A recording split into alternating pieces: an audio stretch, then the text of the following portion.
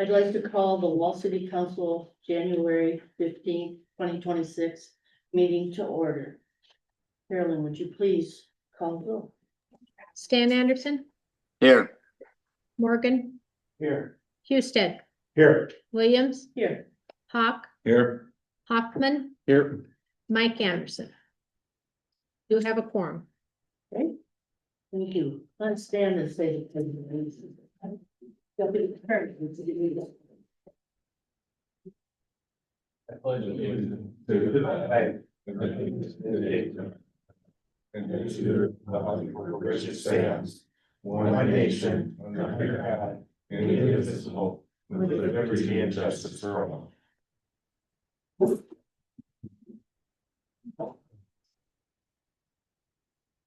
Carolyn, do we have any order of business for emergencies? None, no. Do we have attendance on Zoom? Councilman Stan Anderson's on Zoom And and Nathan, Attorney Nathan. Attorney Cheatman? Okay. So that moves us right into the deputy report.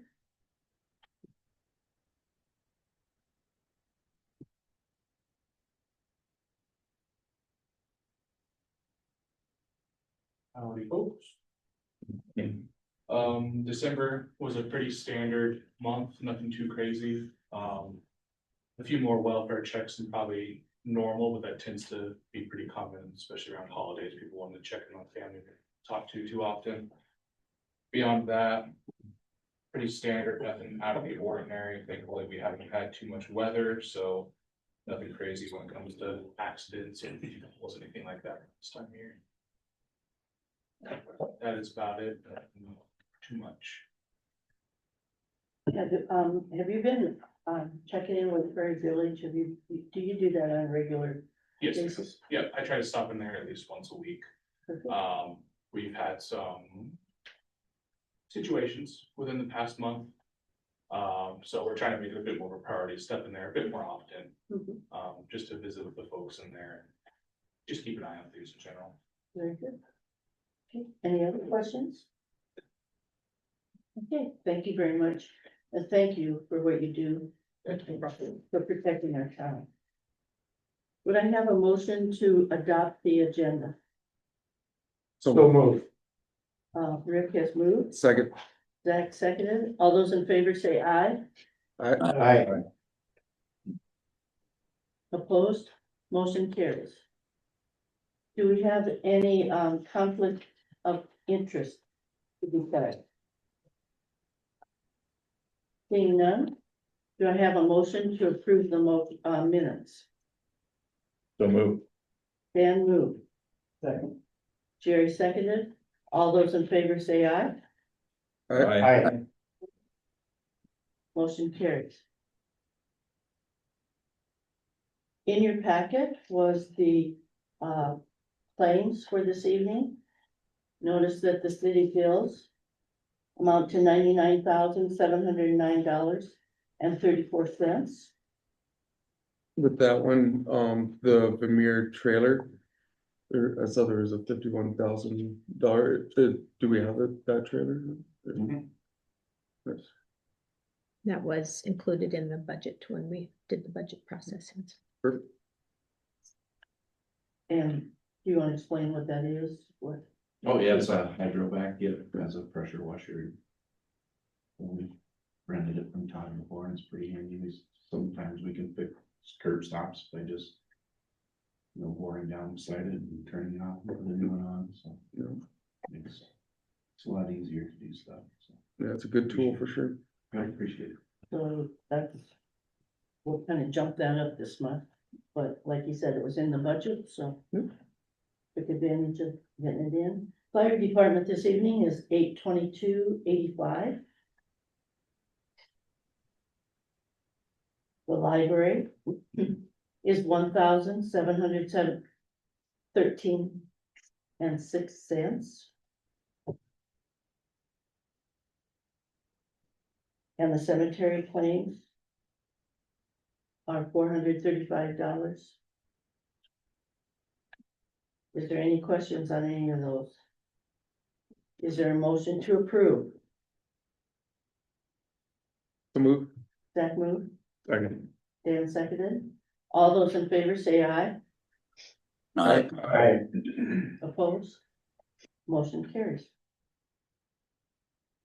Okay, items for your review. First of all, there's the on-call schedule, employee overtime, sick and vacation report. There is the 2025 final revenue budget. There's the water usage report. This is the concludes for as of December 31st, 2025. Anything significant on that at all, Garrett, or? Just pulled it up. And so our water loss is 7%, which is pretty good. Quite a bit of difference between last year's December and this year's. Yeah, I don't know what happened there. Some of that could have been due to the software, Update. well, yeah, the changeover, we were still working on some meter readings that were, the decibel was wrong and it already runs in the report and it's hard to go back and change that, so. I noticed there was no notes off to the side that said a water leak. Right, I'm thinking that probably is what some of that was due to, but you only work with what you have, so. Next is the sales and sales tax report and the BBB. This also is the total for the year. Noticing that outside the April, where the 300,000 showed up, if you even took that out, we still were above last year's for sales tax, so that's very good. And BBB was also up 6%. So we did very well compared to other cities that have indicated that they were either steady or maybe a bit behind. So we're doing very well there, or very good. The revenue and expense report is also in your packet. Is there any questions on any of that? Okay. Moving on then. One of the things that according to planning and zoning, is one of the things that as mayor and I'm supposed to report is on the permits. But this evening, I am also gonna make a few comments about some good things that we've got going on in our community, because as I talk to people, sometimes they're not even aware of some of the things that are happening in our city. So one of the first things I wanted to talk about was the airport expansion. If you look at the pictures across the bottom, that's becoming a very common thing where folks fly in for lunch or coffee at the drugstore. And if you can look at the bottom right-hand picture, there's 9 planes that flew in on that particular day. So that's been something of interest to us. Also, we had 3 helicopters here over the last month, or about a month ago, helping with the Buffalo Roundup in the Badlands. We've seen both Senator Rounds and Thune's planes landing here. They were never able to do that before, because when we expanded our runway to be a 4,400 by 75 foot, that opened up our opportunity to let planes land here that could not do that before.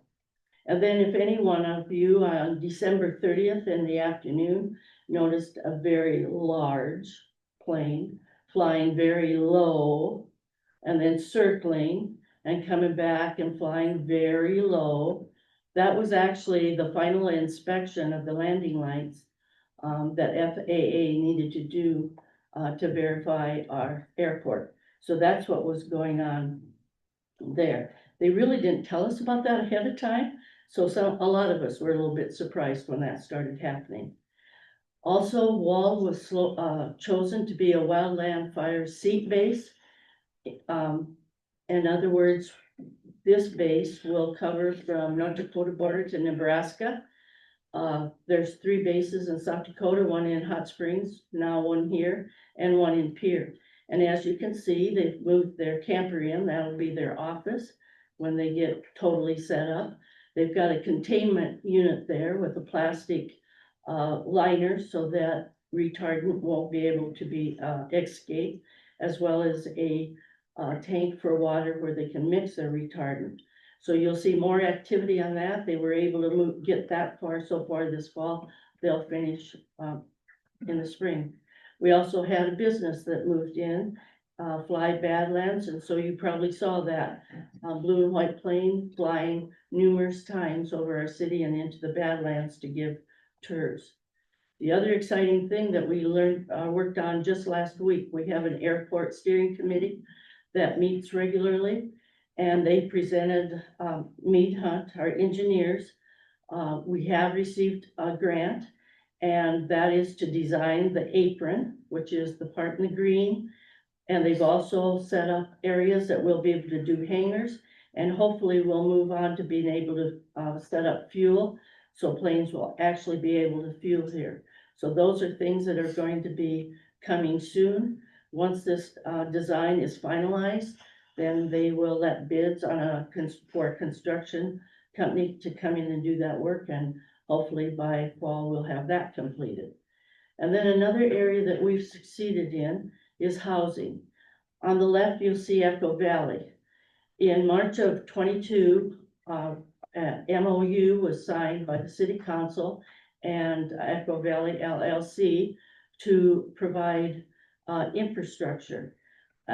Grant was applied for, or a loan actually, it started out to be a grant, but ended up being a loan for 1.2 million in August, and in December of that year, it was granted to us. It was for 24 lots to provide infrastructure, and out of those 24 lots, right now, there's 6 homes built. There's 16 lots that are either sold or under contract, and there's 2 that are still available for sale. The return on investment to the city at this point is $283,000, because for every one of those lots, 30% is returned to the city minus real estate realtor fees. And so as more of these lots are actually purchased, then there'll be more dollars coming into that fund. There's no way we'll get our 1.2 million back probably on this process, except through property tax. The Hanson subdivision was started in December 2022, and that was to extend Kelly Avenue and then Dorothy Street. On Kelly Avenue, it provided infrastructure for 4 homes. 2 of those are stick-built, 2 are governor homes. On Dorothy Street, 3 homes, and those are all governors. Across the street from the governor homes is also 3 more utility hookups that were established, so they too, maybe someday, will generate sales tax revenue for us. Property tax, revenue, they are not yet platted. The return on investment there is 47,000. That infrastructure was much less to put in than what Echo Valley was. So That's Gloria Street. Gloria Street, right? oh my God, did I call it Dorothy? Yeah. Oh dear, sorry. I thought you just renamed it. Thank you so much. Okay.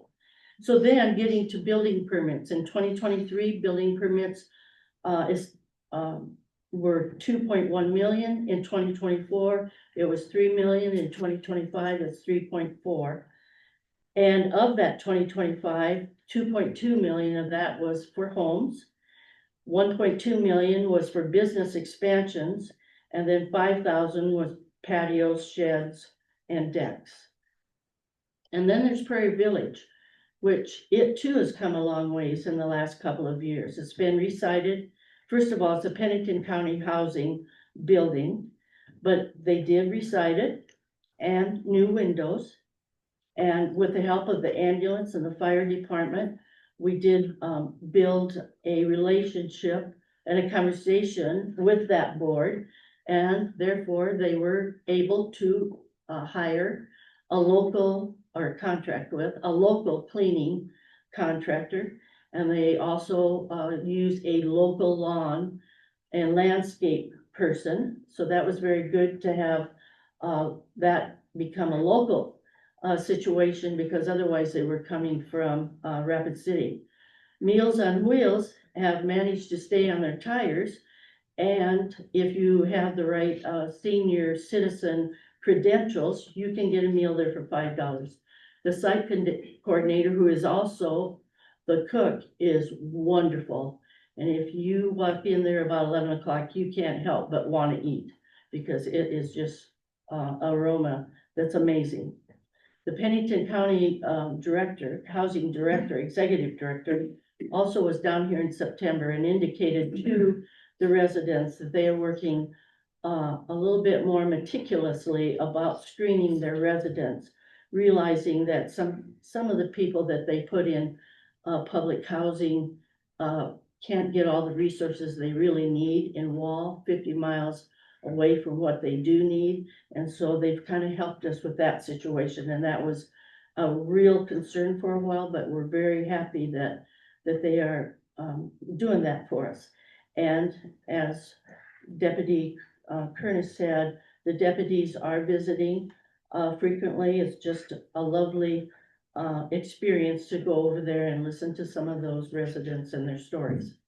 And then there's infrastructure. Phase 1 of Fourth Avenue was completed in 2024. Soon as we get that, paid for, we would probably look at phase 2. Again, that's a $4 million project. So we have a loan for that. We need to get that paid off. And then with Ted's help, we were having continuous water breaks on Second Avenue, connected to Creighton Road. And he helped us, and with the help of TDM and the Public Works, all of that pipe was replaced with new. And then we've got drainage that we're going to talk to, and we're so delighted to have our engineer here tonight to share that with us. Another thing that, we're working forward to is making Wall a destination to help with shoulder season, so that our city does not shut down end of October or whatever. So some of the things that are happening, if any of you went to the K-12 musical, that Annie Junior that they put on, that was absolutely amazing, and it hadn't been done for like over 20 years, where they tackled something but they used the Grand Hall to make that work. And please remember that tomorrow night, the one-act play, and they're in the process of getting that set up right now, is gonna happen, tomorrow night, and I hope, they too will get a lot of support for that also. We've also hosted association conferences, annual meetings, and community, events, and Energize is coming soon. So one of the things we, did with Katie's help, we're gonna track the usage to see what kind of growth we actually have. So looking at this year, what happened in the community center, we had 3 weddings, we had 51 reunions, fundraisers, annual meetings. Badlands National Park, Grasslands, and FSA, Forest Service had 122 meetings here. There was 27 photography classes, 17 American Legion, VFW, that probably includes turkey raffles, right? Bingo. And quilters used it 37 times, wrestlers 41, 6 public meetings, whether those were like political events or that's what we consider public meetings. So methodically, since 2011, which was when the remodel of this, to make upgrades or improvements. First, the old brown heavy tables were replaced with those real nice white, easy to handle tables. Another thing that's happened since 22 is we ordered podiums. This podium, as well as the podium in the Grand Hall, it's got our logo on that. We got a better floor scrubber. The flooring in this community or in the meeting room was a huge improvement, because if we serve food in here, like for a wedding or whatever, they were putting tarps down, and those tarps were just enormous. So by replacing the floor, we improved that, and that had it. The rental agreement was, revised and edited, and Katie, perfected that, so it's much more efficient, easy, or user friendly. The council table, our public works master craftsmen that they are, they remodeled this. We have our logo on the front of this also. The cord cabinet behind me allows so that there aren't as many cords out and about to trip all over. We've got a wonderful maintenance engineer. He just loves his job, and he's here early in the morning, in the middle of the day, or whenever we need him. He's also available to sit up and take down for any of these events or organizations that want to host events here. We just today finished a kitchen remodel. Now, when that started, it was just gonna be just kind of a little spiff up, but one thing led to another. And I tell you what, these three guys have done a marvelous job. So before you leave tonight, all of you council members, I really want you to take a look at that. Yeah, it's great. And he's gonna explain that a little bit more in a bit. And then we also ordered in chairs, especially for the Energized Council Conference, which I'm gonna talk about in a moment. And then Rashawn has taken on the marketing brochure because she's gonna start actually advertising that we're available, and we'd love to have small organizations in. And we have places for them to stay, places to eat. They come in for a day, day and a half, that would be wonderful. Another thing is that, Dr. Sally Krauser at her school board meeting in December said, "Make Wall School shine and our enrollment will grow." Now, I was hoping she'd be here tonight, but she had a conflict. The reason she was saying that is school enrollments in most schools are going down. Homeschooling is just going skyrocket. So if we want to continue to get the dollars we need to operate a really great school, we need our enrollment. We have wonderful sports, she said, wonderful activities, wonderful academics. The results from the Chadron State Scholastic Contest proved how our students rate with other schools our size. But the thing we really have going for us is that career technical complex. That's where our electricians, our plumbers, our HVAC, our welders, our construction, our robotic people come from.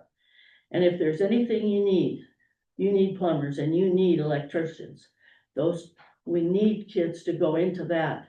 So the awesome thing that new ag teacher is doing, or CTE instructor, is he's building a relationship with the help of Roshan with Western Dakota Tech.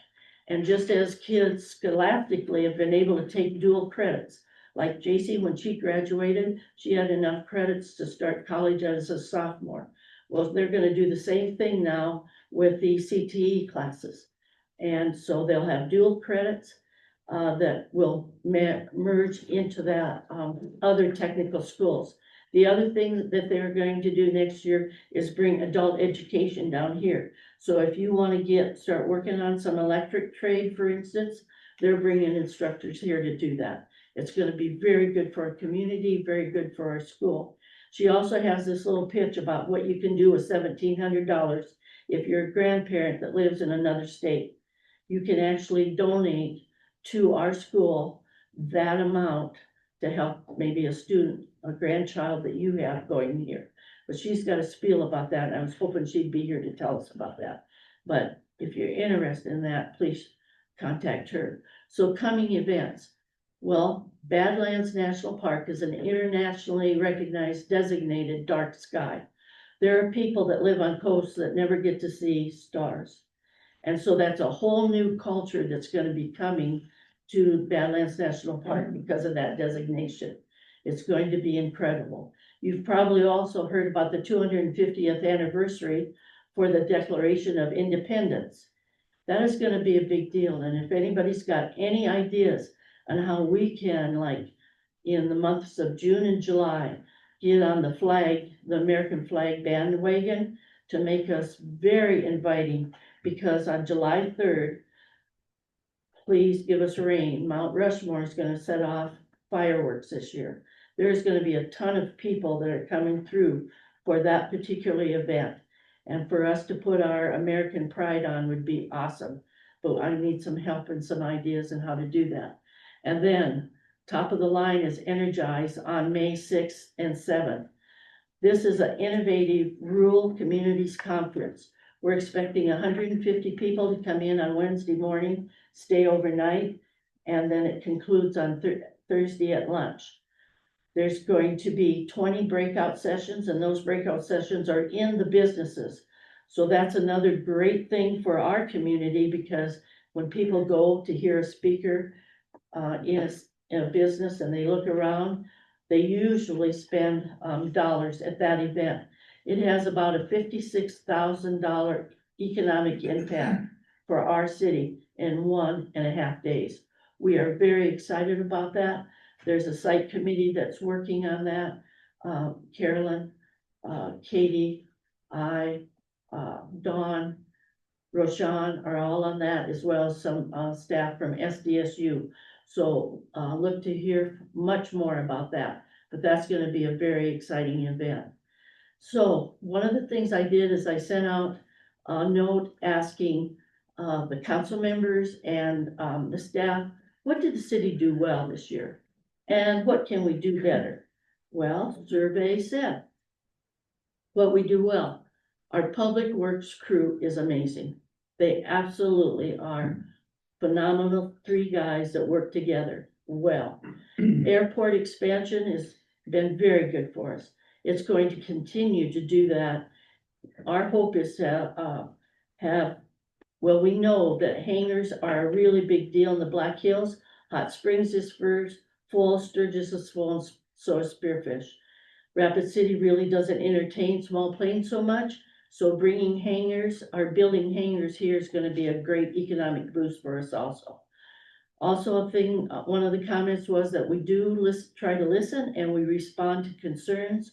Our city looks clean, our public works fellows keep it mowed, and because we set that standard, that inspires other residents to keep their yards up a little bit spiffy. And if you drive around our town, 99.9%, we've got really nice yards in our community.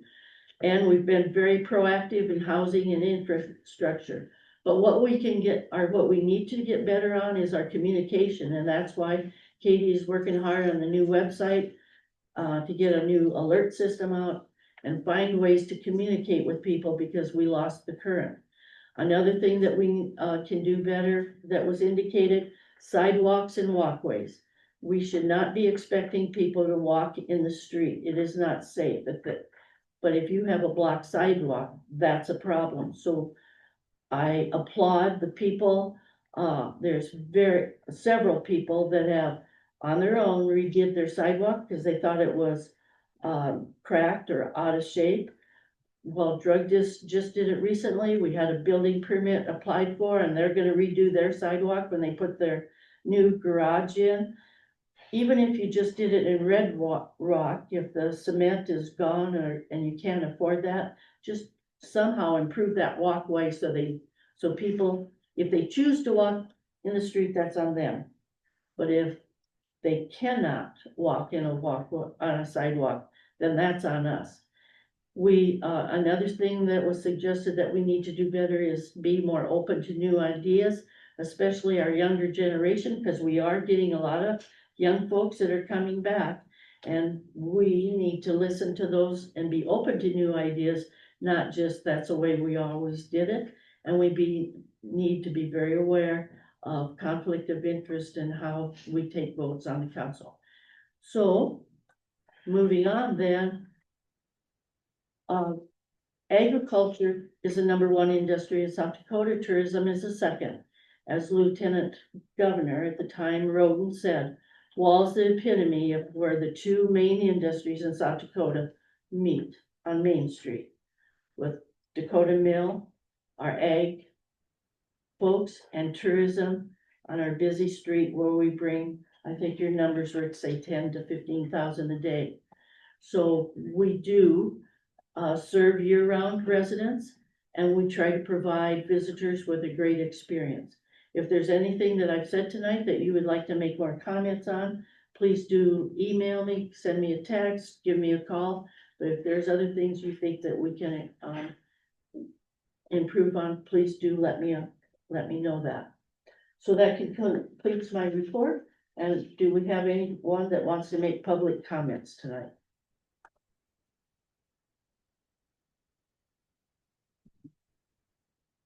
Okay, seeing none. We have an agenda request from Gordy. Thank you. I promise to keep this under 4 hours. Oh, good. We're good.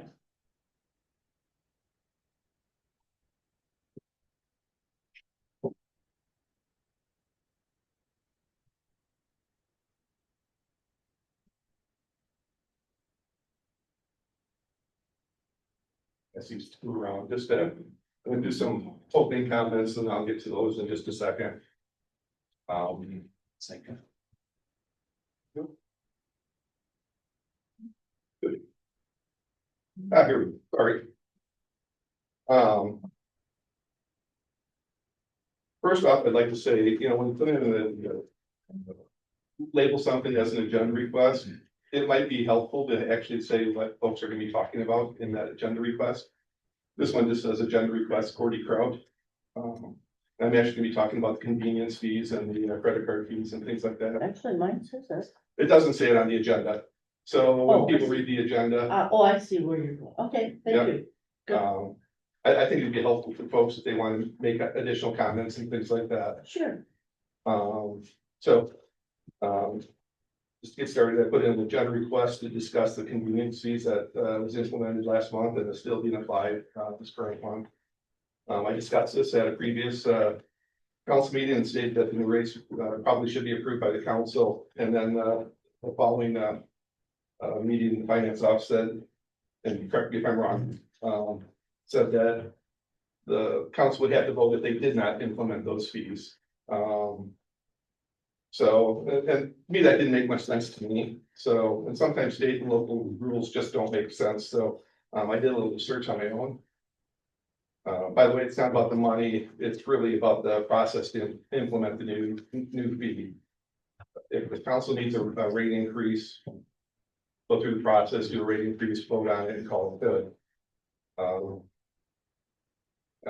In the agenda request, I added some of my research to the packet and then ask you guys to actually give it to your attorney. So hopefully you have a chance to review it, Nathan.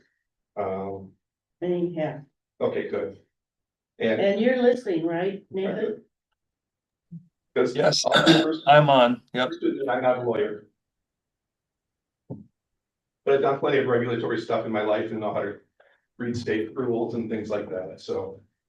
Having said that, I plan on discussing in 3 areas where I feel the implementation of the convenience fee, in my opinion, and research involves city ordinances, state law, and or banking regulations. The 3 areas I want to discuss are the new rates should have been approved by the city council by ordinance or resolution. Number 2, the maximum fee allowed by the state for their state law is 3%, and it's higher than that, from my understanding. And 3, there is a lack of transparency in the way rates are being billed and collected. So the first thing I gave you was a copy of the ordinances. Nothing real exciting. I can go through them in depth, but really what's happening on the ordinances, everything in here, the first one, 51 is your garbage and refuge. It says rates and charges collected for disposal of garbage and refuge shall be set by resolution of city council, et cetera, et cetera. 52 basically says the same thing. It does add a few other rates like disconnect fees, late fees, and things like that. That are not necessarily rates that are specific to water. And then obviously 53 is the last, which is sewer, which has a lot more rules on how to set rates and things like that, but I'm not going to go into those. The next thing I was going to do is discuss my packet. You should all have several pages associated with it. And I did some AI investigating through Copilot to try and come up with some what I feel are rules that should have been or how it should have been done. The first page after the agenda request, it says the key steps that should require legal authority and ordinance. So the municipality needs formal authorization, usually through a city council ordinance or resolution to levy new fees. This is a new fee. South Dakota Codified Law 1-8-13 allows for convenience fees, so I agree that the convenience fee is allowed. But you just didn't follow the rules to have city ordinance to apply those rates. Define fee amount generally cannot exceed 3% of the transactions. Actually, if you pull up 1-8, actually, we'll get to that in a little bit. Number 4, transparency and disclosure. That's not happening. So I'll go over that. I have another exhibit on that as well. 2 or 5 should comply with the card network rules, et cetera, et cetera. So that was on page 205. And then we go back, and I just showed the codified laws that apply. 34A-6-29 subdivision fees, charges, and license requirements. This one says, and I highlighted the first sentence there, the government body of a municipality, county, or subdivision may levy and collect fees, charges, and required licenses as necessary to discharge their responsibilities. This is a new fee. The fees and charges and licenses shall be based on fee schedule. That's the reason you do it through ordinances and or resolutions, in my opinion. And it says here, and it should be set on a fee schedule based on or set forth in an ordinance or resolution. So in my mind, that says this new fee should have been set up by ordinance or resolution. There's no ordinance, or there's no recommendation or no recognition of this fee in any of the 51s, 52s, or 53s, similar to disconnect fees and things like that. So to me, you would have had to put it in one of your ordinances to say you can charge it. And then if you could probably set the rate there and then change it through resolution, but usually say, you know, they've done that. So that's one of the rules. And I just put the other state laws that were referenced in my AI research. And 1-8-13 just basically says what a convenience fee is. I'll take a breath here. Any questions on my Gordy, so if we're gonna add on a fee to the water rate, like, or any rate, yeah, or anything, the council has to vote on it. that would be my reading of it. I would defer to the attorney on that one because obviously I'm not an attorney. Okay. And then once it's voted on and it's in place and it's an ordinance, then that can be changed, but it'd take another vote. Correct. Is that true?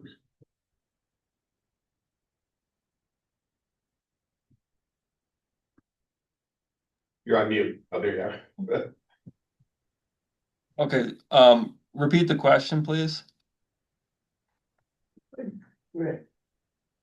Well, if we're gonna add a fee to the water rate, you know, like credit card fee or whatever, the council has to set that fee and vote on it as an ordinance.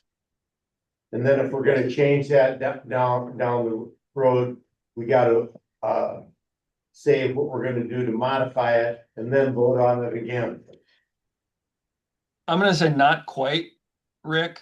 I think the first question is what is the nature of this, of the charge or the fee?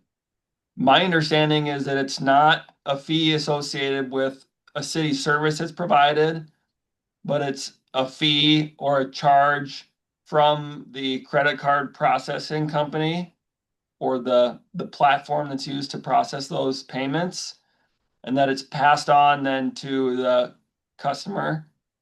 And so it's not the city's fee that's actually being charged, it's from Visa or MasterCard or whatever. If it is a city charge or a city fee. My understanding is that the city is authorized to collect that convenience fee. If I think that's appropriate to call it that, what Gordy has called it, a convenience fee. I think the city can charge for that. The way I read this, the one statute that was pointed out calls for the local political body. They may establish and collect a processing fee. That tells me that they have some discretion on doing that. And by resolution, not necessarily by ordinance. So I think if the city wanted to, just for purposes of clarity and to put this in the record, they could adopt a resolution that says we're going to charge a fee if for folks that use a credit card. But I do think that we need to determine first if that fee is something that's passed on from Visa or the credit card company or whatever, or maybe the app or the payment platform that's being used, or if that's a fee that the city office is actually collecting. But from contract law, can the city actually sign a contract that's obligates me to pay another fee where I didn't sign anything to say that? It'd be like me signing a car loan saying Mary's gonna pay for my car loan. And Mary doesn't want to do that. So, and that's the reason you have, that's the way they recently say you should have it in a rate sheet. Actually, I've got a copy of our Rapid City where they actually did it through resolution. They established the convenience fee in there. And to me, they did it the right way.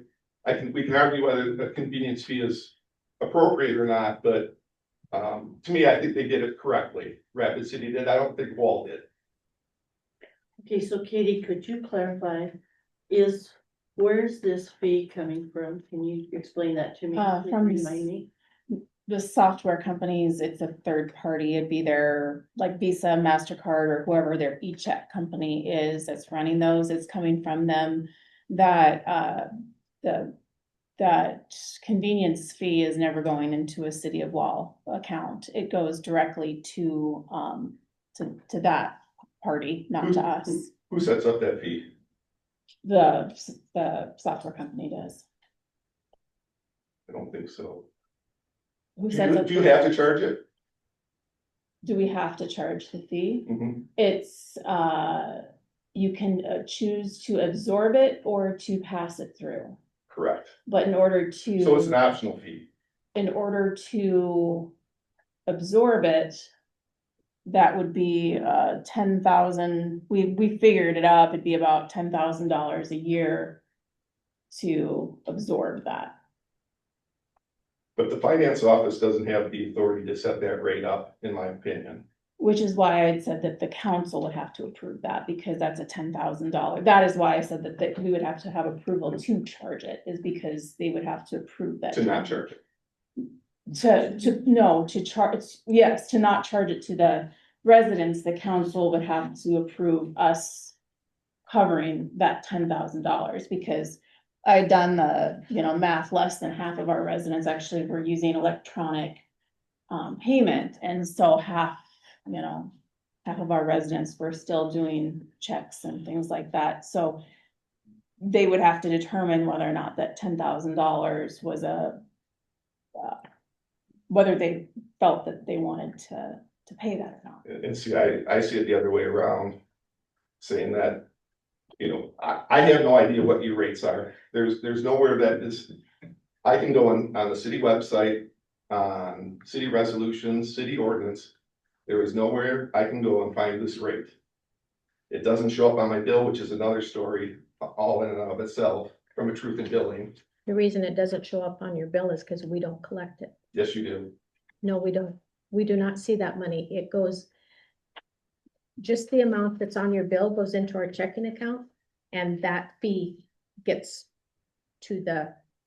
And I'm software gonna people. disagree with that one.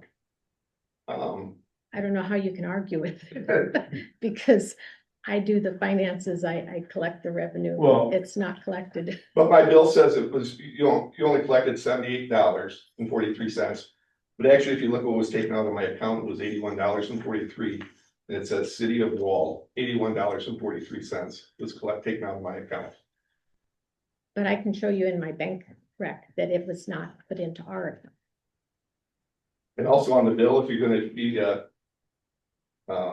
taking that out of my account, it needs to be on the bill. But we aren't taking it out of your account. Yes, you Credit- are. The credit card people are. So I disagree. when, if you go, if you go, like, if you were paying, if you had an online account set up and you go, we're going in to pay, we have a lot of residents who do that. I don't know how, I'm not sure if yours was set up before as an ACH, I think, if I remember. I haven't signed anything that says I pay an additional fee. Okay, but what I'm saying is, like, for those people who are managing theirs on their online account, they go in and before they click that button to submit the payment, it shows them, this is your payment, and then this is your fee, and this is your total payment. So, that is how most people are getting that. So I guess that I wasn't sure how yours was being run. It's just coming out of my account.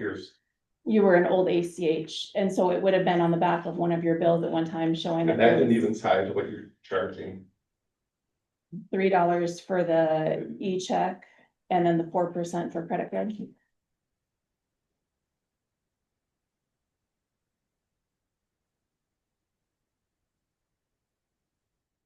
They actually did lower that.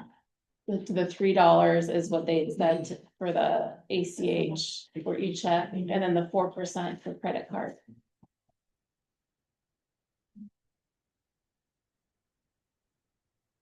Well, according to the state laws, the maximum charge you can have is 3%. So you're actually charging me more than 3%. You're charging credit cards more than 3%. And you have your rates listed nowhere, anywhere. So to me, that breaks banking laws as well. Because you're actually charging more or taking more out of my account than you say you are for my bill. And I'll kind of leave it at that. You can always opt out of that. I can, but that's really not the point. The point is, I don't think you're really following state law. Your city ordinances or federal banking laws. Nathan, do you have a response to that? Well, I appreciate Gordy's got a well presented case here. A number of the statutes and laws that he's referred to, I don't think apply. For example, the 3% cap on a convenience fee, I think is something that applies to the Secretary of State's office, not to municipalities. I don't think that the city of Wall is a governed banking institution and not subject to those banking laws. But some of what he's brought up, I think is applicable. I think that there is some statutes that say a political subdivision or a local governing body may establish and collect a processing fee. I mean, it does sound to me as though this fee is being charged by the software company or the payment processing company and not by the city, and that the city doesn't actually collect it. I would suspect that, although I don't know, I would suspect that there's something in a card user agreement or whatever payment method you're using, that there's a disclosure there that you may pay a processing fee. But I think if the city wants to just clean this up, they can pass a resolution either one way or the other. Like Katie suggested, either a resolution that says the city of Wall is going to eat that cost and absorb that and not pass it on to the customer, or a resolution that says if the customer is going to pay by an electronic payment, then the fee from that processing company is gonna be passed on to them. So I think a resolution one way or the other is probably a good idea. I think it's needed. Okay, so with that being said, we can prepare a resolution. We would. I would actually run that by your attorney and have him research the law because, and the banking laws as well, because I That's our really don't attorney think you're, speaking. huh? This is our attorney speaking. I know, Okay, but I don't think he's addressed the banking laws there as far as. Well, I have a question. Okay, So just the people that yes, are making a payment, ACH, they're paying a fee. And then the credit card's paying a 4% fee, and then a $3 fee on ACH. Yeah, or they call it e-check now, but yeah, Wasn't there a workaround on that? we thought that there was going to be, but they took it away. Oh, they did. Well, when we went to the cloud, then we can't do them manually like we were doing before. Okay, so we lost that option. So who's not paying the fee? People that are paying cash Yes, check, and check. and that's about half. over half. So Well- we have just as many people in here very concerned about why they're trying to cover the cost. of well, I would somebody's- say that they are covering the cost because, taking cash payments, credit, check payments. It's an inefficient method of getting payments, actually. Jerry, I pay cash, don't bring me in. oh, I'm just gonna use you as an I don't example. like cash. I'm just gonna use you as an example, Jerry, it's not that bad. Jerry likes to pay cash, he brings it down to the, finance office here. Not a friendly guy, Thank you.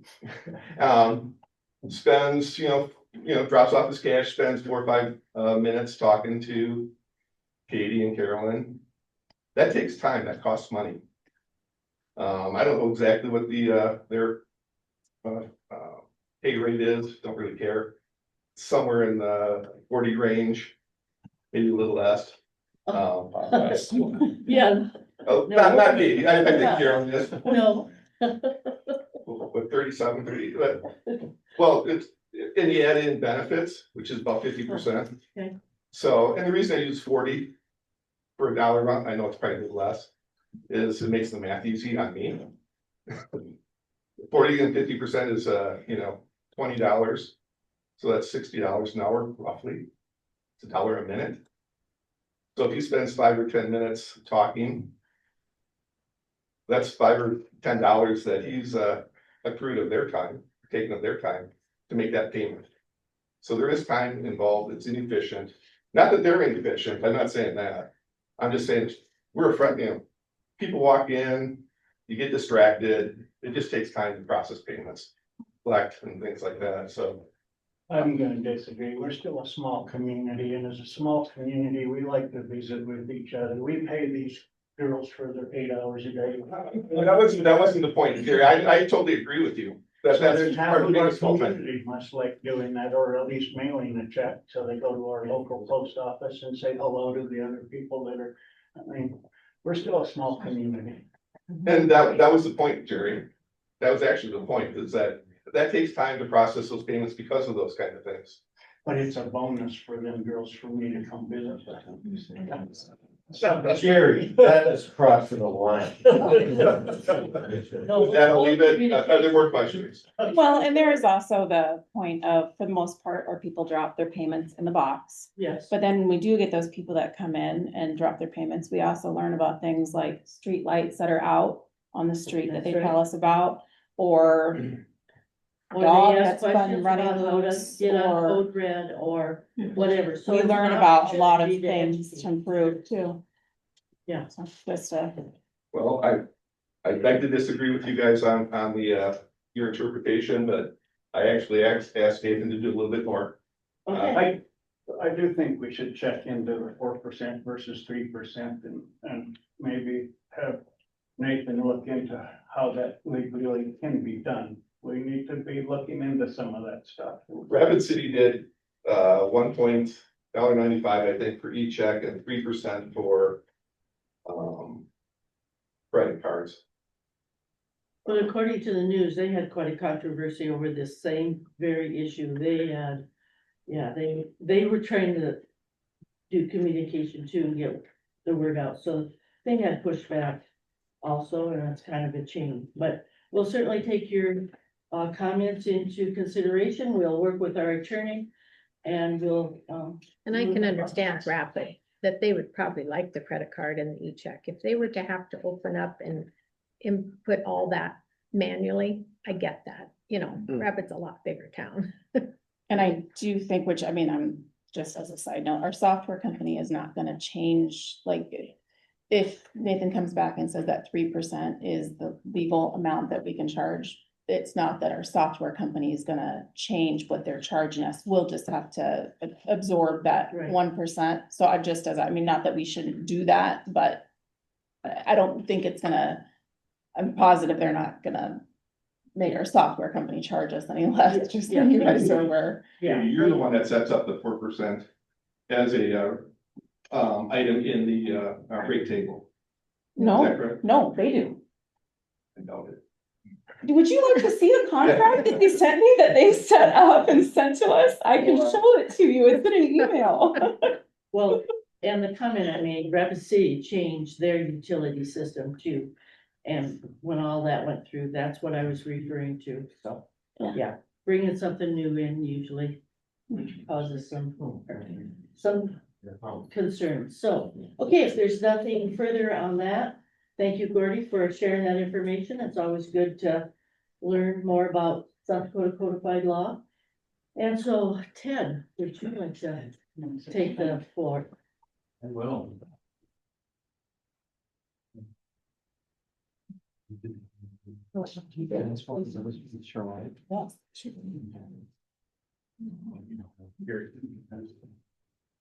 Oh,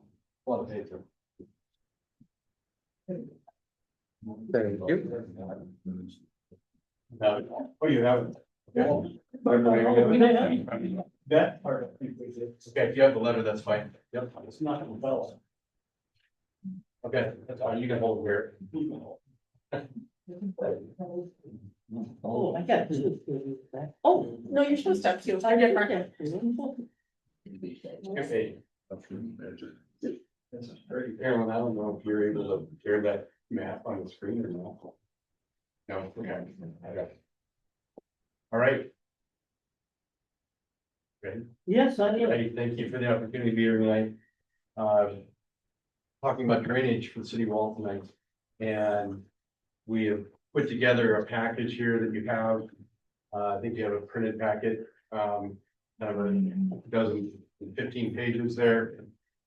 And a map with 2 drawings of the city. So we met with the DOT last week, and so sorry for the short notice, but we got some news from the DOT last week on some questions we had, and I wanted to get that incorporated into this letter and cost estimate and present it to you guys tonight. And that meeting was you, Garrett attended that, and I was Yes, via. and we had that in Rapid City at the DOT regional office last Friday. So kind of give some history back on the drainage for the city wall. We have what I'm going to call a dish pan for the city wall, where the water hits the city wall and it kind of runs to the center of the town.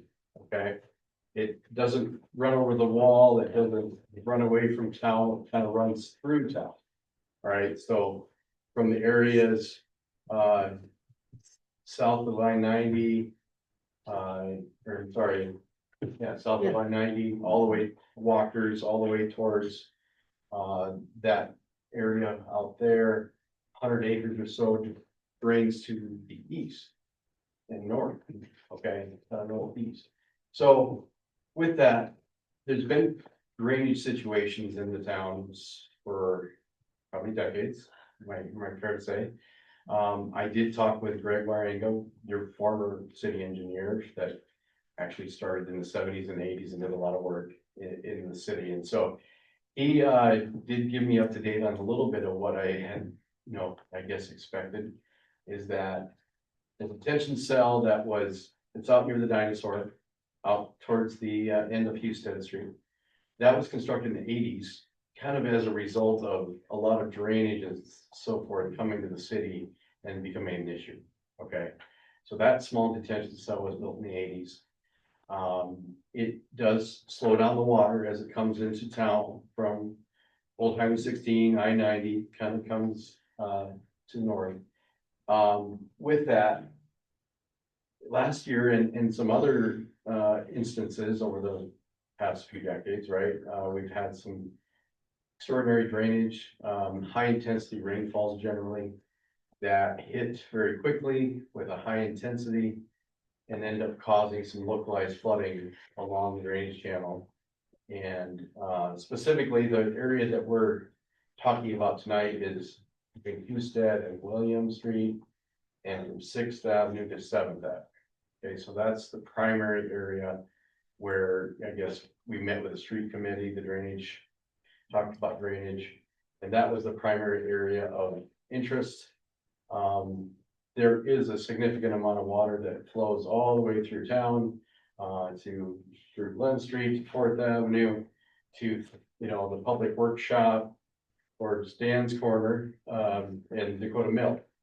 Okay, so that's, you understand that drainage comes behind the Prairie Village, and there's a significant amount of water that comes through town, okay? And it's increasing as every lot is developed, every area gets either a concrete or an asphalt surface. As town grows, as more city, more houses happen, it's progress, but also we get more runoff. Okay, so that has, and we're getting different climate events now, probably heavier rainfalls or intensities than maybe we have in the past.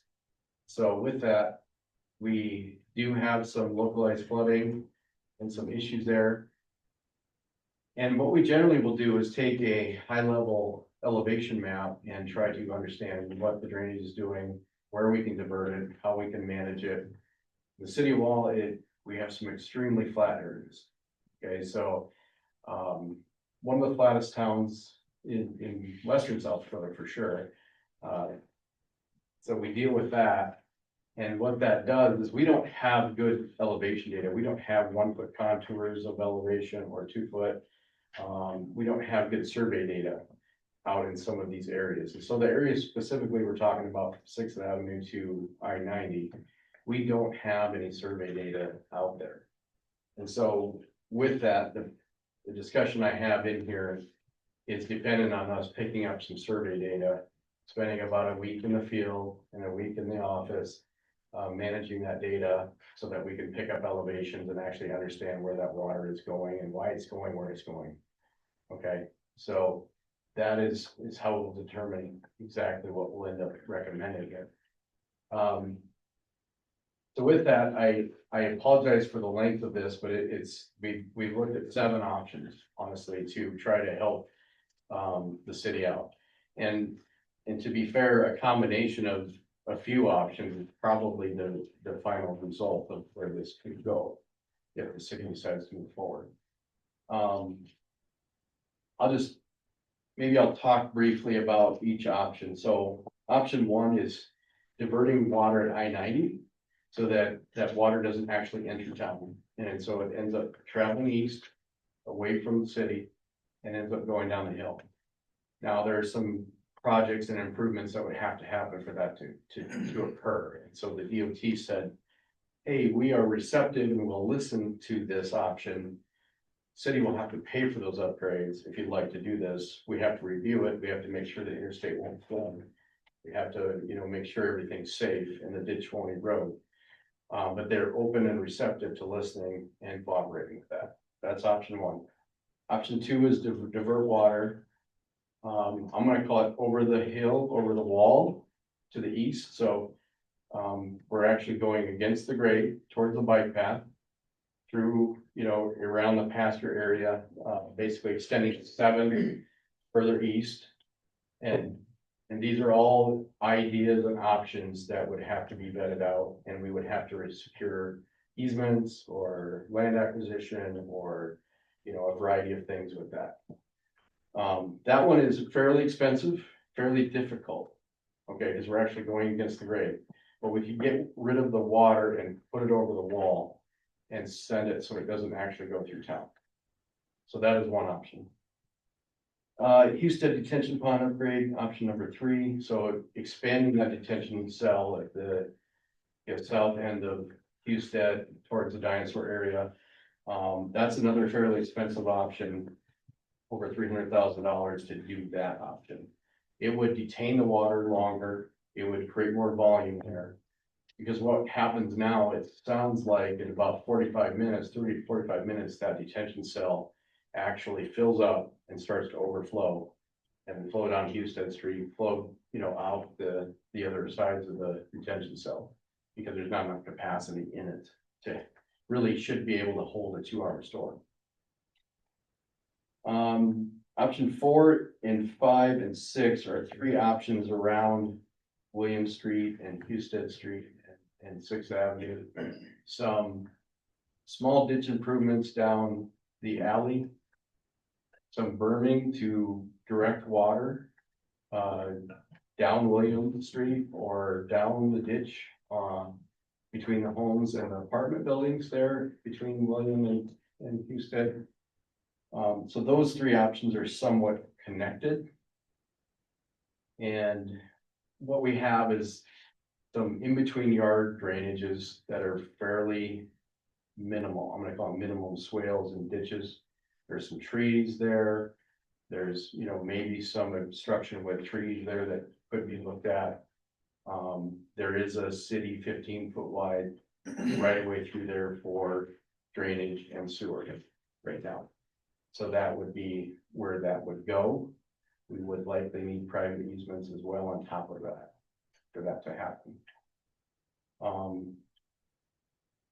Option 6 is a 7th Avenue curb where 7th Avenue from Houston to the east is actually not a street.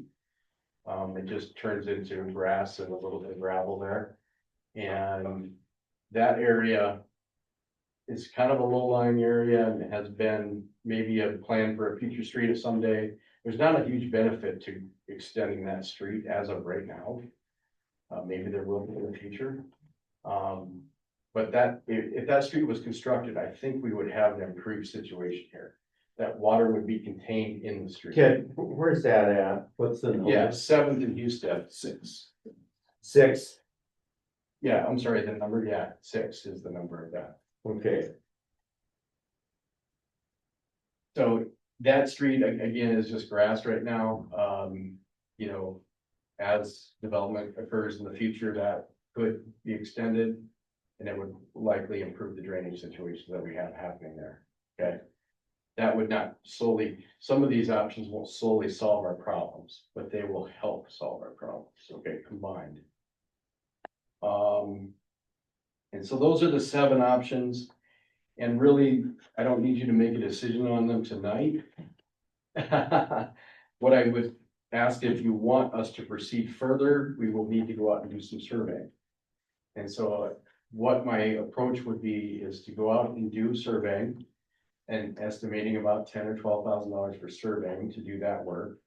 And another 15,000 or so to do the engineering to interpret that survey and come back to you with better options that are more refined and more realistic, because honestly, we're so flat, we can't do this without a real survey. So I've asked in here that if you want to consider this and, if you want to act on it tonight, that's fine. If you want to wait, that's also fine. But we've got a proposal of $28,500 to provide preliminary engineering and surveying to come up with these other alternatives. On all 7 projects? Right now, I'm looking at probably 2/3 of those. I think we can narrow it down a little bit. If you want, is anybody, I'm just, I know that you're just putting on the spot here, but running over the wall is it's a big obstacle, right? So we might end up with an 8-foot diameter, 8-foot ditch out there that's really, really low. And so I think there's some options that with some high level surveying we can do and maybe rule them in or out. So yes, I think that we can do 80 to 90% of all of these areas with the surveying and the proposal I've got in front of you. Now, some of them, when we're out there, might turn into, hey, we have new data, we can see that it's not worth taking it down that road. And so we would work, an hourly basis if we're working less hours, then we wouldn't do that work. So once we find out some more data in the field, that will help us define that. Question, Rick? I still have What about- more, but I'll wait till you're Okay, done. what about landowners, where you're proposing this project? Yes. The landowners, we would want to give permission for surveying. If the city wants to proceed with this, we would ask for permission from landowners to allow surveying. It doesn't mean that we're, planning any improvements or doing anything to their property by doing the survey. So that's how I would look at that. And we would look at all the options, come back to the committee and decide which options do you want to pursue. And if there's likely going to be easements needed based on what I'm seeing now, there will be at least drainage easements or temporary easements for construction needed to construct some of these improvements. Garrett, do you know who owns Six? That's City? Yeah, That's true. Yep. Yeah, so The the area, 4 is along the right of way of the alley. The 4, but there would be adjacent private interaction with lots there on 4. 5 is in William Street. 6 is city. And then, the pasture, the Heath Bricks pasture here we would end up understanding what the drainage does as it crosses that pasture. You said it had to be about 8 feet deep to. That's my initial estimate, yeah, by the time you get to the bike path, because we're dropping about 2 or 3 feet and we're probably going uphill about 5 or 6 feet. But it's gonna be covered up, right? Well, if there's options there, piping or ditches, so An 8-foot ditch. that's why it's a little unrealistic. Yeah. Skateboard place. Yeah. But pipe is significantly more expensive than a urban ditch. Or like So- option 1, get the water, don't even bring it through town. Option 1 is a nice option. I think it probably we still would want to do some things around the backside of those lots. It could be a cheaper a lower cost. The one on the 4. Yeah, Yeah, so if we could get a lot of the water that's coming from the south. Yep. And running off the interstate to go east. Yep. That would dramatically cut down. but we still do have a lot of water on the east side of the interstate as well. Right. Mhm. Yeah, so if we approved. There's a lot of pavement there, a lot of water that goes to that detention cell. I'm just worried, Ted, I live right next to Dan. Okay, You speed up all that, Dan's just about flooded out now. And with the construction going on at Dakota Mill and Drain and stuff. Yeah. Most of that water that don't go through the culvert goes over their property, and with the construction going on, is that gonna slow down and back up the water? You speed it up to get down to us faster, it still don't have nowhere to go. we're not gonna speed up any water.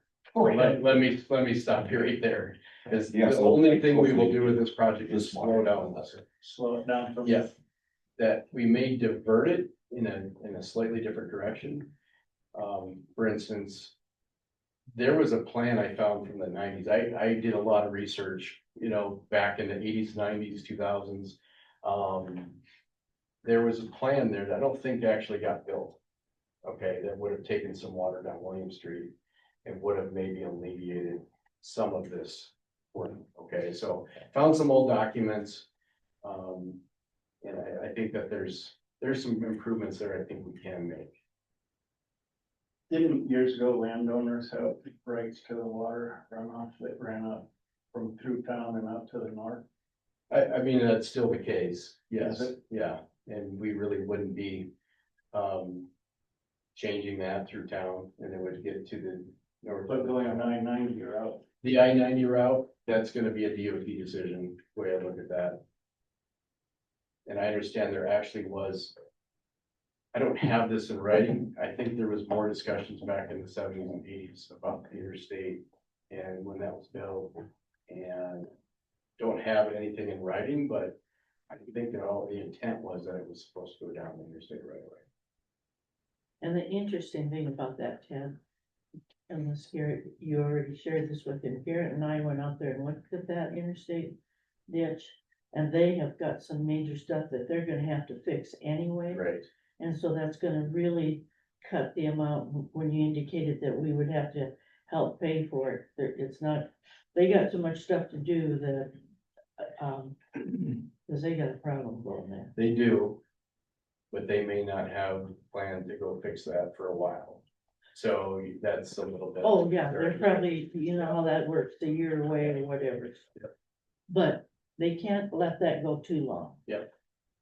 Cause they're close to a disaster.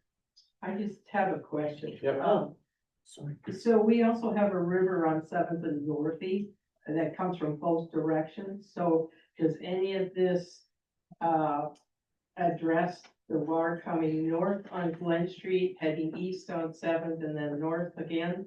And then coming from the south on Dorothy Street and going north? Because at that intersection, they come together Mhm. and it turns into a river. And there's been times where the water was up over the curb. The work we're talking about probably would not be any impact to Seven or. No, it would not. So you're only addressing one piece of town, you're not Well- looking at the whole. Yeah, and we've got a map for the entire drainage, and to be honest, it's significant issues kind of through the center of town, there are, yeah. And we had done and found some, work in the late 2000s that city was near, ready to do some work, and then that got tabled, so I don't recall the reasons why, but, it had gotten tabled, so. Yeah, to me, like, in my opinion, this area is pretty minimal. You know, as far as flooding and stuff, like that one storm. And Dan probably had 2 foot of water in his yard, Mhm. and the water was about ready to come in our garage door of our shop. So that water was 3 or 4 foot deep. From Yeah. that creek all the way over to the Dakota Mill. Garrett, when was that story? About Last summer. June 20th. Yeah, that was crazy. And so if you take away part of that water, part of this water would help that too, but, and I think. So just to give you an idea, the area we're talking from Sixth south towards the interstate, probably 50 to 80 cubic feet per second. So CFS, so 50 to 80, but down near the railroad, down by Dakota Mill, it's closer to 250. Okay, so it's 4 to 5 times higher by the time it gets to Dakota Mill. And so there is significant amount of water going in that direction. Yeah, Some of the issues we have here, they're shallow issues, okay, they're not deep. There's not deep water, but there is a lot of water. And it's surrounding houses and it's doing some things like that. So with the survey, we'll be able to find out, can we improve those? Because we don't have the ability to build deep ditches or pipes either. Because we're set with the grades around Prairie Village. The ditch that goes behind, we're pretty well set with where that is. There's not a lot we can do unless we start down on the very northwest side of town. And I've done a little work over there too to clean that out. Okay. Behind the campground. I do have some pretty major concerns. There's 3 30-inch pipes underneath the railroad at Dakota Mill there, and they're not big enough. Okay, they're not. We had planned a 2 foot by 12 foot box culvert to go underneath that railroad in that spot. Would the railroad go for that? That would be a lot of discussion. I'm not saying they wouldn't, but if their railroad was gonna get flooded, I would assume they would want it to be improved, so that they could make sure they could utilize it, because at some point, those are corrugated metal pipes that have been in there an awful long time. Okay, And I'm guessing 1950s kind of vintage, maybe at the newest, they're 1970s. So that has me concerned for corrosion and all of that.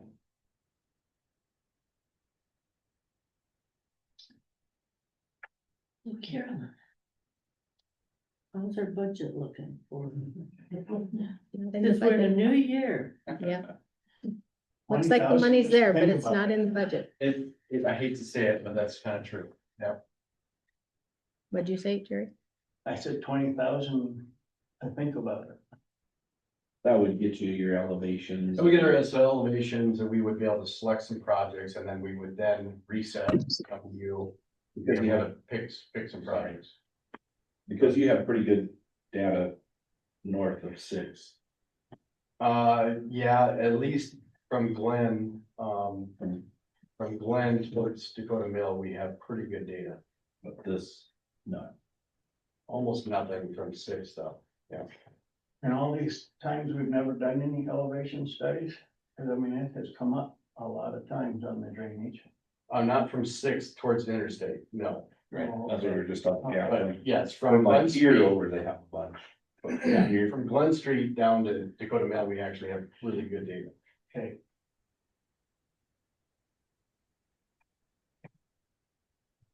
And this isn't the only basin, so we covered this one basin that basically crosses at Dakota Mill.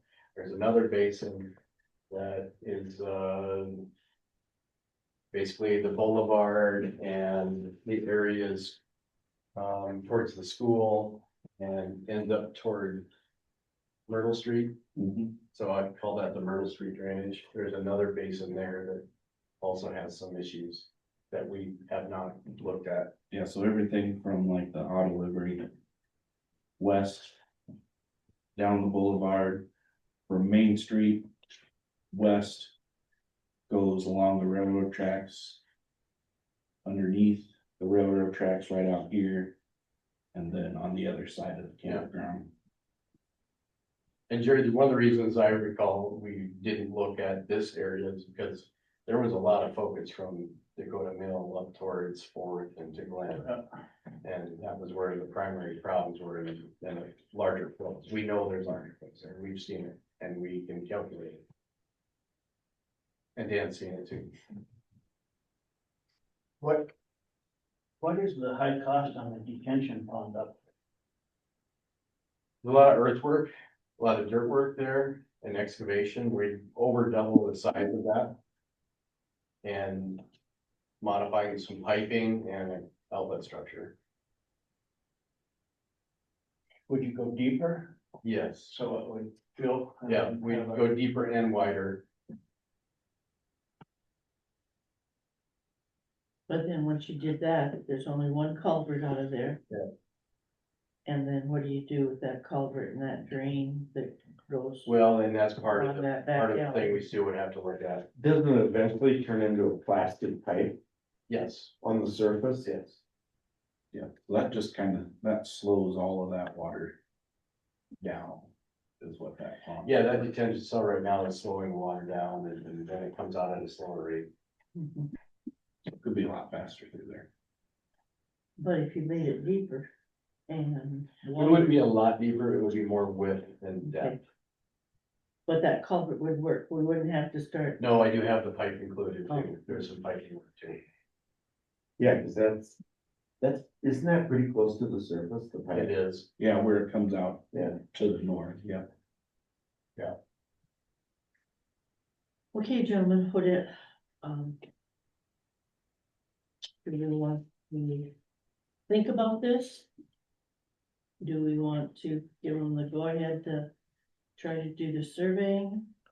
Then bring it back to the street committee and then bring some kind of a recommendation back to the council? What's our thoughts? Just, my thoughts would be, is my opinion, and we've studied this a lot of times, years back, and every time it's always very expensive to do, and I think we could solve a lot of problems if we could do option one, because that metering dam fills up so rapidly if there's a big rain. That would solve a lot of problem, and I think in order to do any of this, I would be in favor of doing the survey and then spend that money and proceed with that. Otherwise, it's really hard to make very intelligent decisions, I would assume. And I was a little confused, and you said, so it's 10,000 for the survey, and what was the other extra money for? We're doing some preliminary engineering and design and study work and create some drawings that would then. And that all really kind of comes as one package. It definitely would, yeah, so then we can, nail these options down from 7 down to a 2 or 3 for you. That would be more in line with and we'll be able to estimate costs more closely too. So I understand costs will be a concern, so right now we are estimating very high level costs. So altogether, it was, 20,500 to get to a preliminary design. like you said, 30 at one time, so I was trying. We can make, I heard, we can make it 30. No. And how much money? And what have we spent thus far? Dan, 1,020,000 on the. Dan's asked- But then we need to do something, then that's the scary dollar amount. Stan asked what the cost has been so far to do this. We're at about $4,500 right now. So that'd just get thrown in with that. Yes, it will. You're throwing that in, just. Yes, that will be part of the 28,000. Not on top of. No. Oh, Dan, did you make that a motion? Yeah, I'll make that a motion.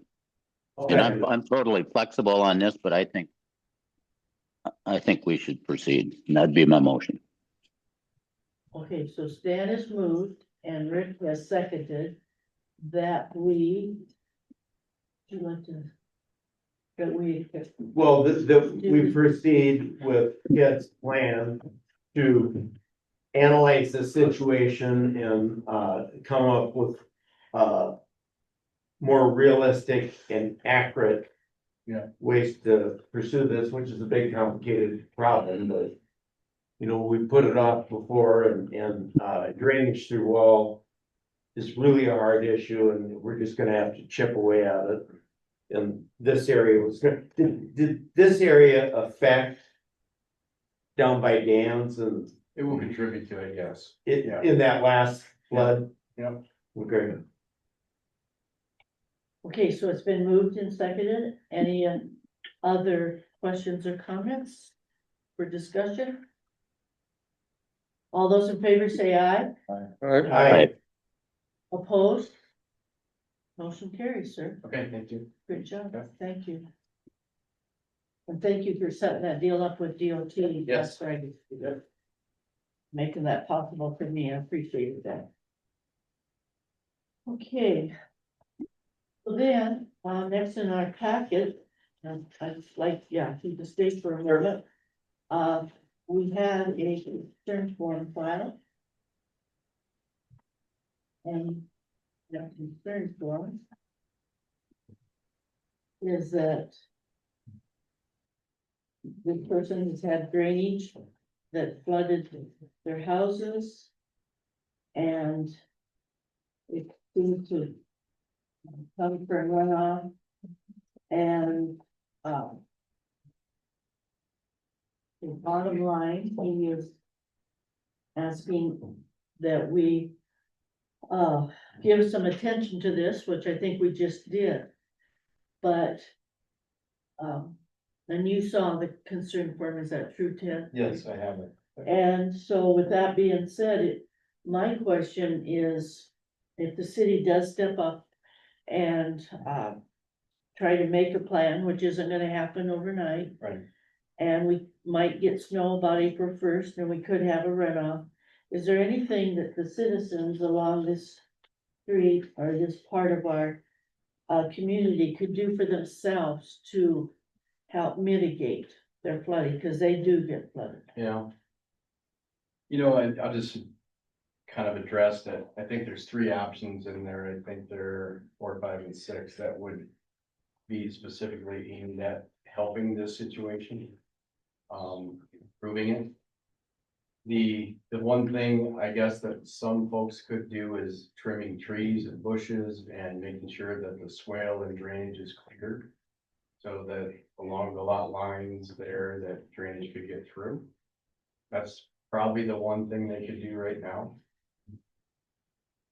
That's probably one of the major things that could help that out. So we will be looking at, you know, taking water down William Street, taking water down 7th to Husted, and also looking at improving the ditch behind those houses that are requesting.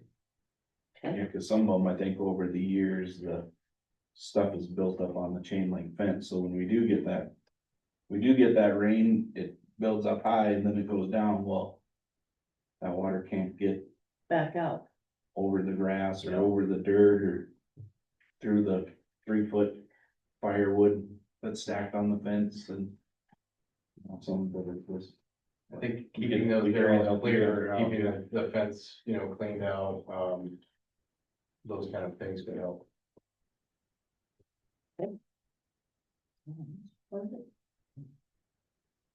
All right, we'll make sure that that information gets back to that person, that recommendation, in fact, all of those folks that live right along that.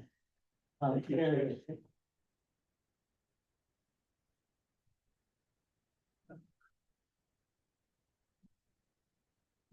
Okay.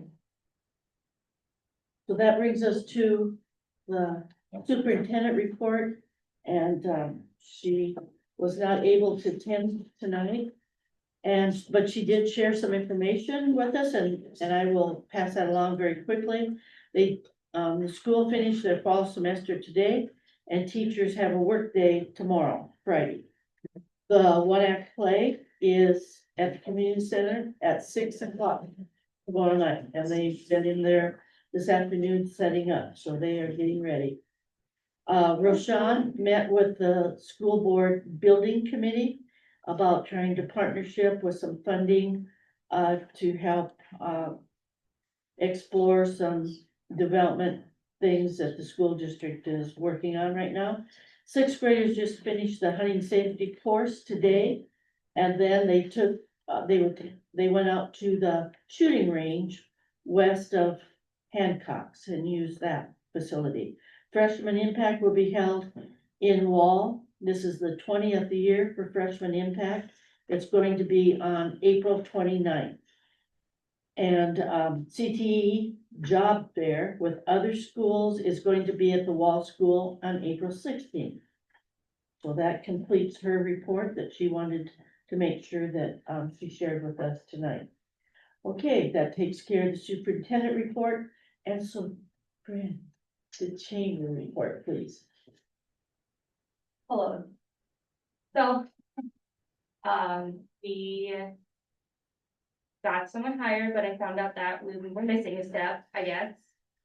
Weren't we, when we talked the other day, where the council had to approve, or is that what we're just gonna do that tonight? Well, actually, because it was, as I understand it, an agenda item, Okay, we can move ahead okay, and approve your hire as Okay. long as you and the wage rate that you indicated to me the other day that it was, so. Right. I think we're good, and I think you'd like to introduce yeah, Dr. yeah, we can introduce it. Okay, So this is Michaela Lavender. She's gonna be our new director for the chamber. She has an excellent resume. She's great at marketing. Excels in it, and she's very excited and very excited. God, I wasn't really planning to say anything. I actually look forward to getting to know each and every one of you, and, I've seen a couple of you around, I've met a couple of you, and there's a lot of new faces that I haven't met yet. Yeah, I'm very excited. And we're hoping to have her birthday be the 26th of January, so. Awesome. Which I believe is a Monday, so. Do the signature.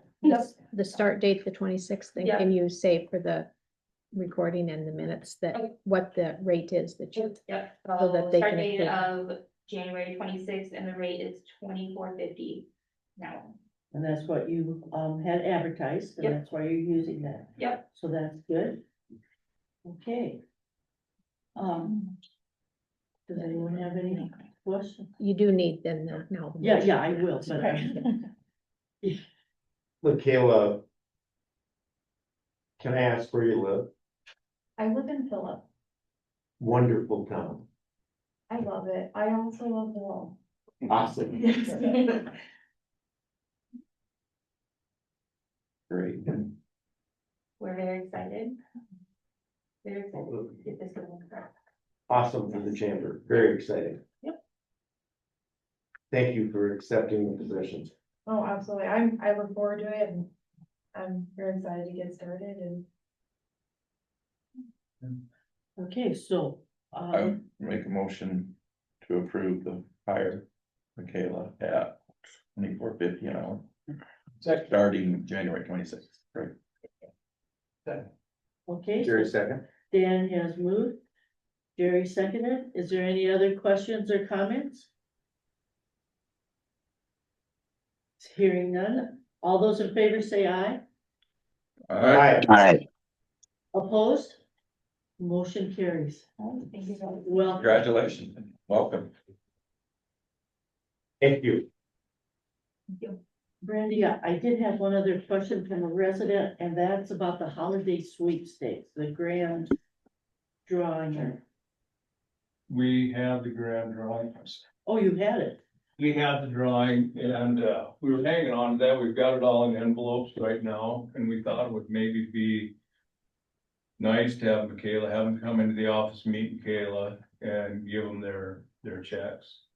We had maybe 30% of them pick up the Yeah, weekly they're not really drawings. picked up as much And being a different Michaela's location. good at website design and that stuff that I don't understand at all.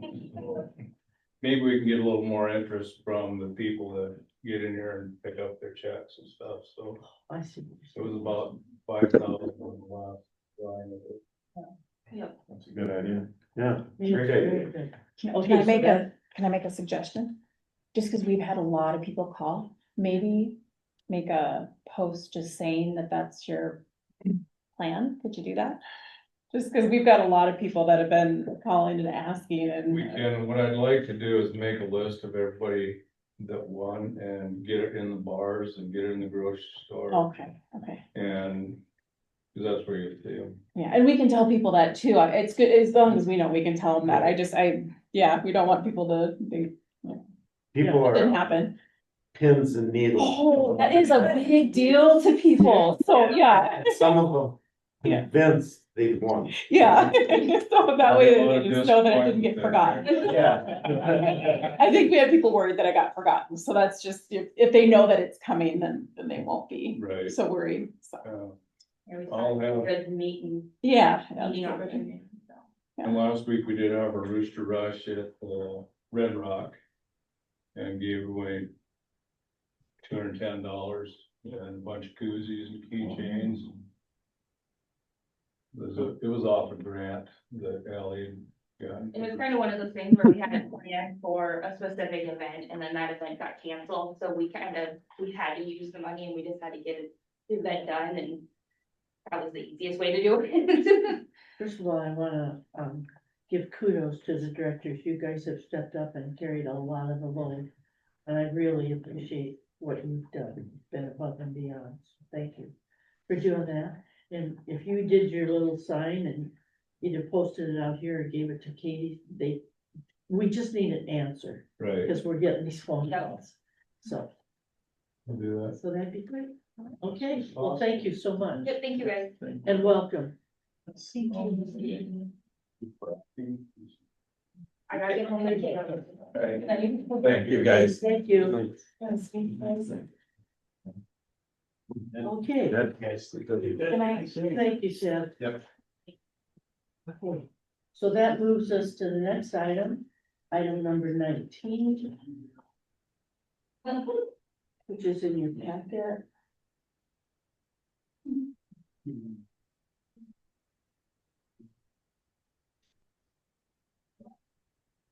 Okay, this is, the resolution 2601, and that, names the wages, for the 2026 year. Would I have a motion to approve resolution 2601, City Wall 2026 wages? So moved. Okay, Second. Zach moved, Dan seconded. Are there any questions or comments? All those, Comment, oh, please. just, all the public works guys wanted me to say thank you for the raise and they appreciate it. Including me. Well, thank you. Awesome, thank you. Thank you very much for saying that. Okay. All those in favor say aye. Aye. Opposed? Motion carries. Okay. Next on the agenda is the ComNet salary reporter tax abatement. This is just paperwork that we received from the equalization office if they have made an error in what they've taxed a property owner at, and so this portion of, I can't remember now what it is on there, but we don't pay it back, you'll just see it come off of the revenue, we won't receive this much revenue. Okay, $339. 28 cents. Yeah. Yeah. Does this happen every year? No, it's just periodically on different properties Oh, okay. for whatever reason. It's on their end that they've collected too much, but they've collected too much on our behalf as well as them, so it has to be paid back, Okay, or they get it back. so do I have a motion? So moved. Okay, Rick has moved to approve the abatement to ComNet Cellular for $339.28. Is there a second? Second. Jerry seconded. Any other questions? All those in favor say aye. Aye. Opposed? Motion carries. Okay. Senior Finance Officer, Karen. So at last meeting, Zach had kind of asked the question again on the kiosk. And so I did reach out to Annette at the county. And her response was, it's the Department of Revenue of Motor Vehicle that we need to reach out to. But they place these kiosks where they feel they need to go. And if anybody requests one in their town, it's $100,000 for that machine and the monthly maintenance and a yearly contract. I don't quite see that in our budget. What's, you happen to mention what the monthly maintenance is? No, that's all included in that It's 100,000. but 100,000 a kiosk. Yeah. Okay. So, I guess unless you guys feel differently, that's the answer I got. I just wanted to let you know what follow-up was.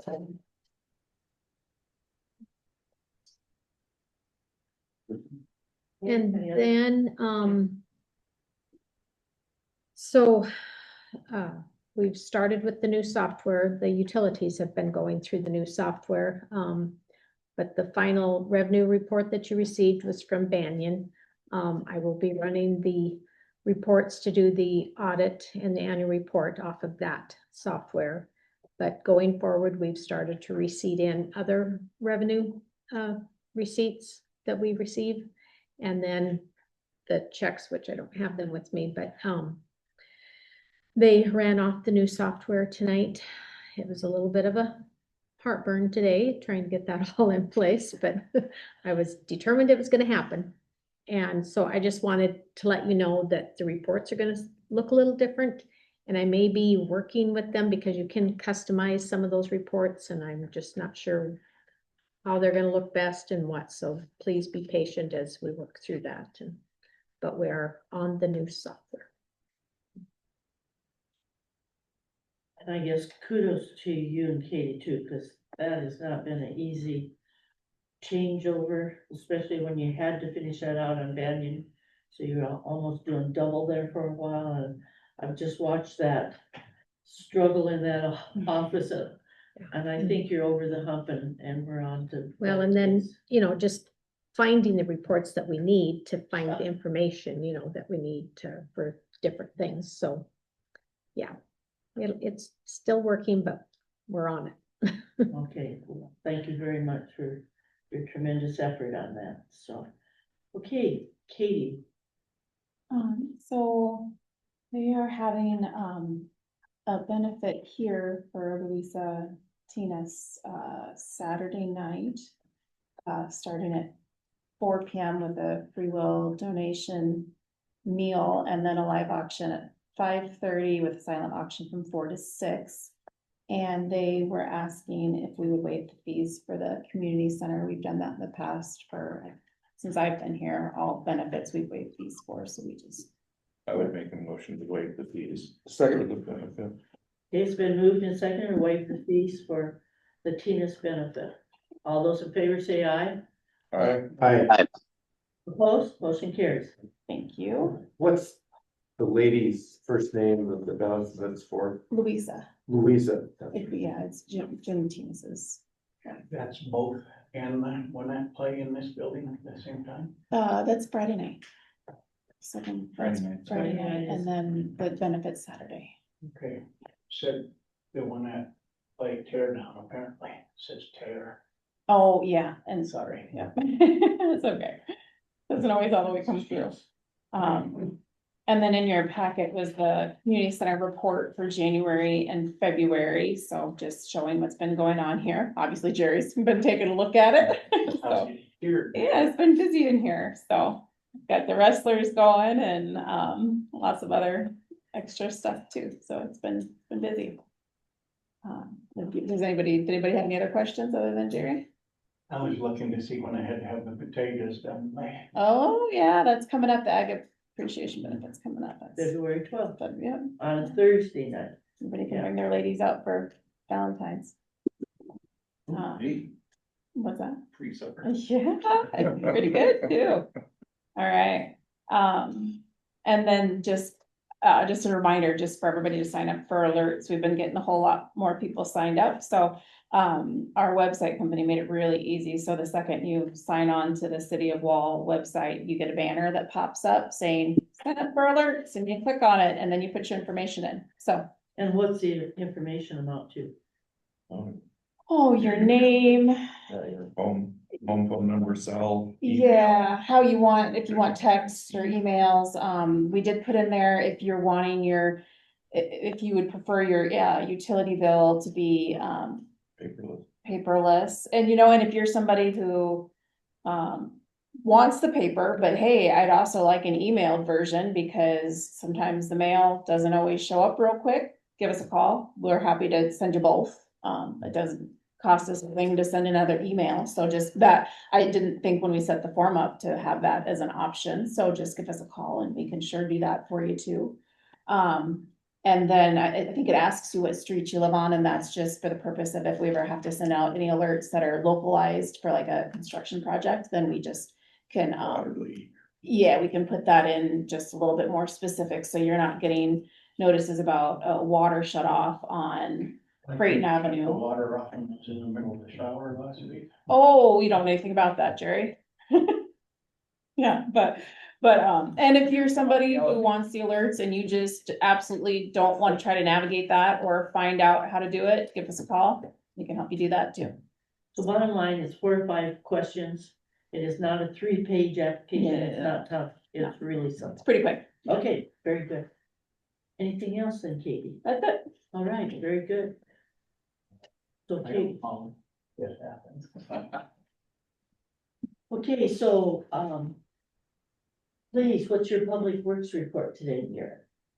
Just update you guys on the kitchen. I know Mary mentioned it earlier, but we redid all the cabinets.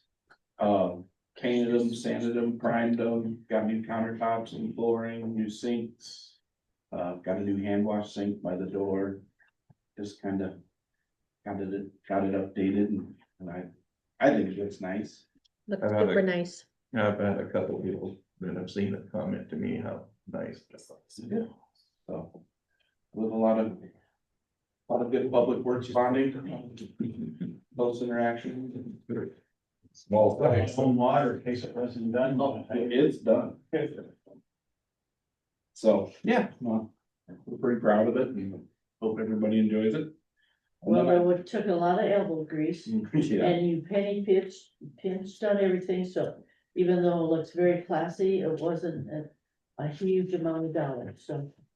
thank Yeah, you. you did great. And then I just want to add that, the freshman impact, I'm pretty sure Wall was the first one to have it like 20 years ago. And then,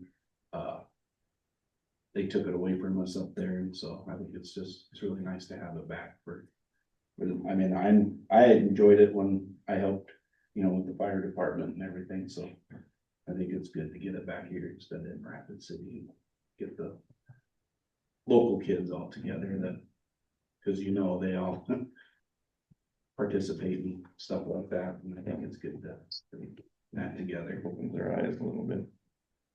And then, sorry Jerry for shutting off the water in the middle of the shower. You can call it Dakota Milling Drain, but that's all I have. So, Okay, we did get the loader.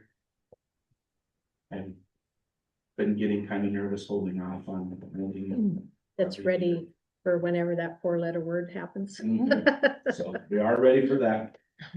And we did, It was on the city bills committee. yeah, and then we did get the hydro back, which is, I think it's gonna save a lot of time too, like just everything. I mean, we can use it for just about anything. Save a lot of time instead of taking up somebody's whole entire yard to fix something, you can just go around. Do we own that or renting it? We do now, we own it now. Really? Yep, we rented it. and we bought it used from Yep. TDM, right? Yep. And it works really good. Todd kind of wishes he had it back, cause the other one, he told me he doesn't have the power that this one does, so. Can you rent it? That's why I told him. We got one. we can rent it. But yeah, that's all I have. Okay, well, thank you for their effort, so, and seriously, I hope each of you go look at that kitchen. Okay, mayor's report, park benches, Judy Goldhammer knocked it out of the park. She actually came up with 9 benches 9. that are gonna be in memory of someone, or it's like the legacy of a family that's been here for generations and that they wanted a bench. They have been ordered and they will be here after soon, this is January already. There is some assembly required. So when you get done with the kitchen, I just. Oh, I thought we were just gonna help take them out. Put them together. Yeah. Well, that's okay. Okay. That's good. And then we had a fun thing at the last employee, that Brandon, actually, I tell you, our public works people are talented. Because he put this video together and I kind of enjoyed it. It's kind of an appreciation of what our public works guys actually do. Throughout the day, and he. Did you approve it? I didn't approve it.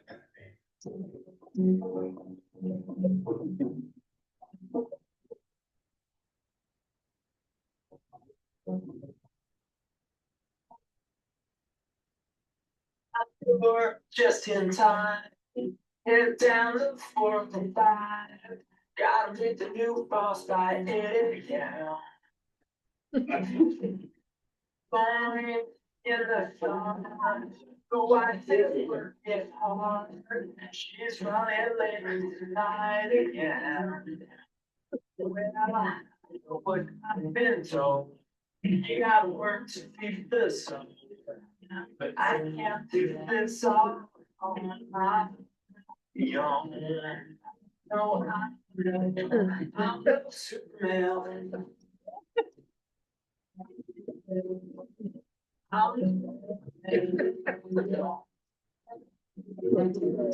Letters expected. You got yours on mine. You think you're doing fine, but you're just plugged into the wall. That's that good sheriff's call. I won't get you very far. There ain't no hand to break your fall. Well, I know what I've been told. You gotta know just when to. It's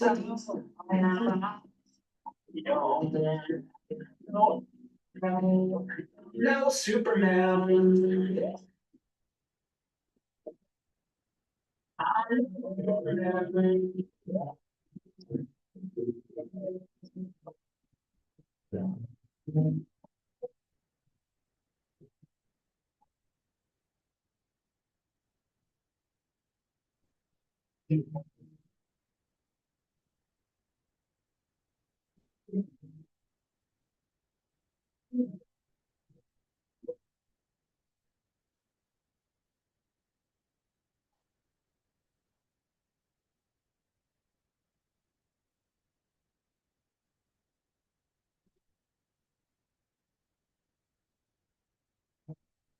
Well, out of bed and I stumble to the kitchen, feel myself a cup of ambition and yawn and stretch and try to come alive. Jump in the shower and the blood starts pumping. Out on the streets, the traffic starts jumping. And folks like me in the dark, 9 to 5. Working 9 to 5. On the next year, rabbit, there's no give. Just you talk. So give you credit, it's coming up, finding you. Or service and devotion. Service and promotion, want to. Always want you to let me.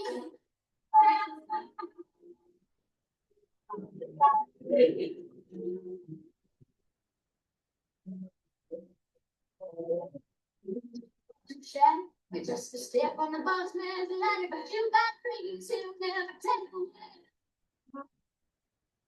The same boat with all your friends, wait for the day your ship will come in and the tide will turn and it's all.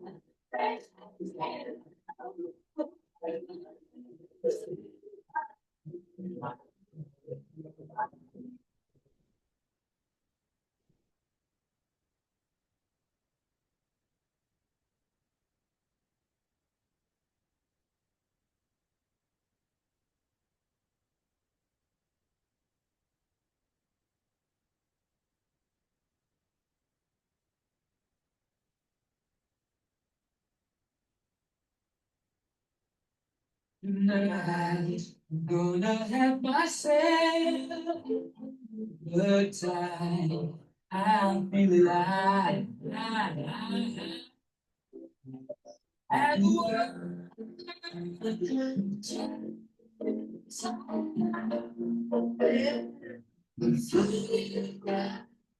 He likes to see so. See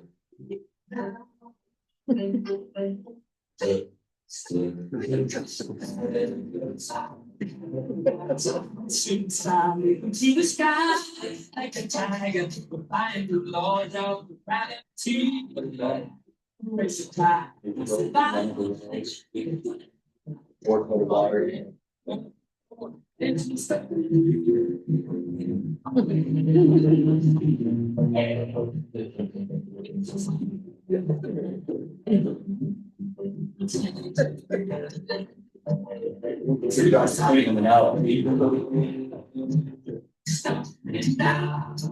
Such a good time.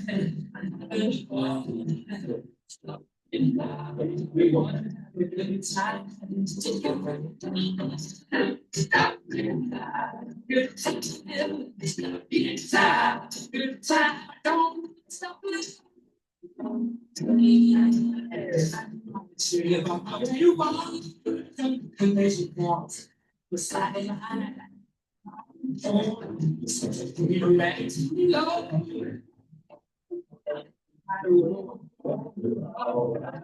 It's like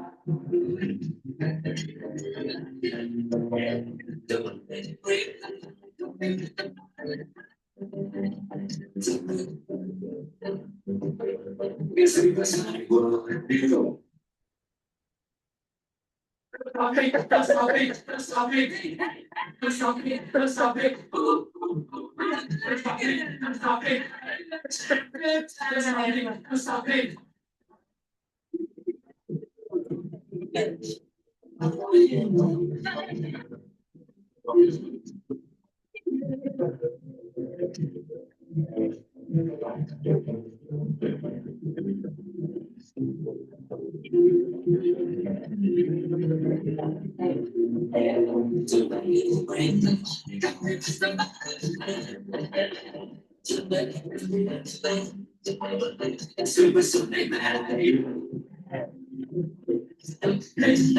But having such a good time. Having fun. Right now, we want inside. Just give it time. Inside, good time. I don't wanna stop at home.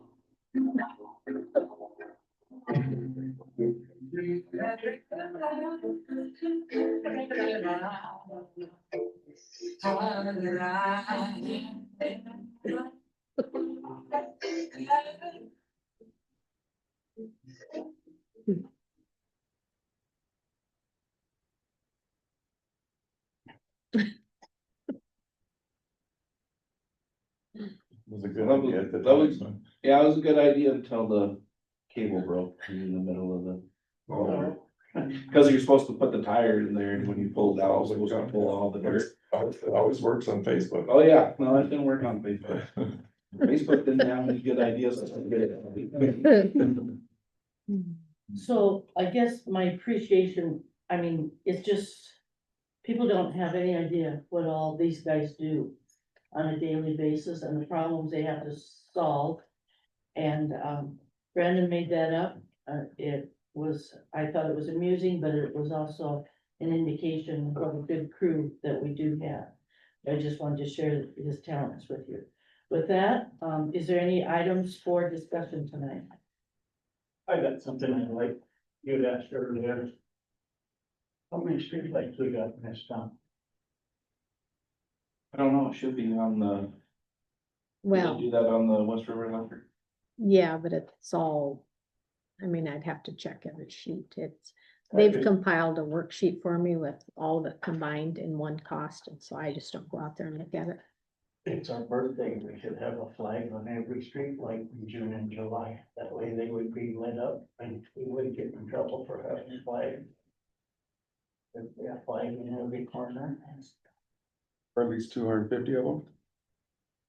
Is it 250? 25 bucks a piece? Well, no, or at least 250 flags up in wall. Yeah, Or it'd be cool to 250, see a flag everywhere. And we get homeowners to put flags up to just be totally covered in flags. Maybe we could even get the president to come look at our town. Have a free glass of ice water. No kidding. We can look into it. I don't know how many there are or a cost. I just thought it'd be We could pretty. probably pick a few. Like streets that we could do and then encourage everybody, you know. Maybe Glen Street, 4th. Mhm. 6th. Yeah, I guess encourage everybody out. Well, and I also noticed the chamber was kind of talking between themselves when I asked that question, and so maybe they'd like to get involved with that too, so, but I think. Yeah, I don't we know need what to it do would something, cost, but it'd right, be nice to. Birthday. yep, absolutely. You know, I don't know whatever happened to them. The celebration committee had a flag from every state. And we used to put them up in the summer. Whatever happened to them. I haven't seen, like, they're not at the old state shop or upstairs. They used to be here, but I don't know. You know, we cleaned all that out upstairs when they did the remodel and I haven't seen it. But I mean, where we're only gonna have them up, you know, for maybe 2 months, a guy wouldn't have to go too crazy on the, I mean, cause some of them shred pretty, like Yeah. you could buy a $12 flag and it lasts a month. I know those ones that I get are like $32 a piece and they last at least a year. I mean, they by a year, they're pretty faded. I could get a, Actually, there's probably some companies out there that are promoting that pretty hard right now. maybe, because I think the whole nation is getting on that deal, and so that's a great idea, Jerry. so would you be all right with just like seeing what's on like Glen Street and Fourth Fourth Avenue Avenue, and Main Street, maybe. Main Street? Don't have any. South Oh, I guess there's a maybe. few, we can't put anything on South Boulevard. Okay, Or we can get a permit.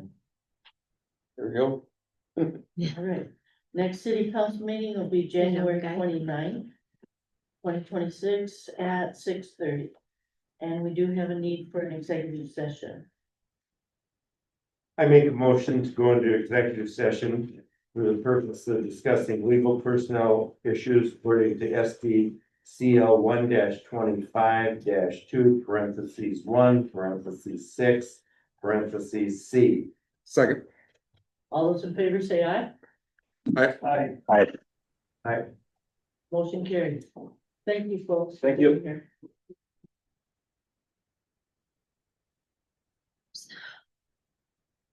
Okay. So Nathan, you're staying with us, right? I'm still here. Okay, I declare us out of executive session. Is there any other comments or concerns at this point? Hearing none, I declare the meet, what? Got a question. Oh, let's hear. Do we need to talk about the rate? We don't need to. I think it's kind of late tonight. I think we'll put some ideas together and then. Perfect, okay. Awesome. Okay, all right, hearing no other questions or concerns, I declare the meeting adjourned. Thank you, Nathan. Thank you, Stan. Thanks, Good Dan. afternoon. Thanks for letting me call in. Yeah, Have a good night. Stan.